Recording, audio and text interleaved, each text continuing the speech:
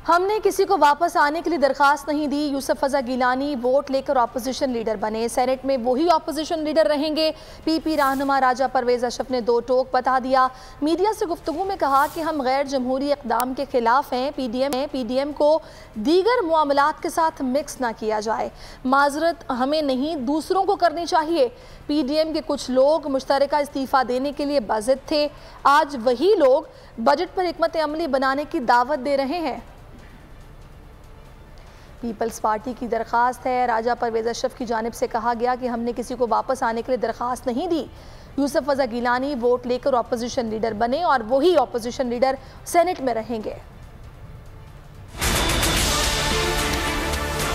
हाँ, हमने कोई दरख्वास्त दी है कि हमें वापस लेकर आए? क्या हमारी कोई दरख्वास्त आई? हमारा मौक़िफ़ ये है कि माज़रत उनको करनी चाहिए। यूसुफ रज़ा गिलानी साहब ने क्या जुर्म किया?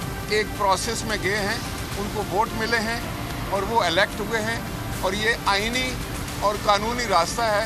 और वो उसमें वो लीडर ऑफ द अपोजिशन है। पीडीएम जो है उसकी तश्कील पाई थी पाकिस्तान पीपल्स पार्टी की वजह से। जब हमें कहा गया कि आप पार्लियामेंट से इस्तीफ़े दे दें, तो हमने दो टोक अल्फाज में अपने दोस्तों को बताया कि हमने कभी इस्तीफ़े नहीं दिए, हमने कभी गैर जमहूरी इक़दाम नहीं किए। हम पार्लियामान के फोरम को इस्तेमाल करें। और पीडीएम के कुछ दोस्त जो थे वो चाहते थे कि नहीं, हमें मुस्तफ़ी होकर घर जाना चाहिए। आज वही लोग कह रहे हैं कि भाई आए सब मिलकर बजट पर बात करें, आए जो है वो बजट के बारे में कोई मुतफ़िका लाया अमल तैयार करें।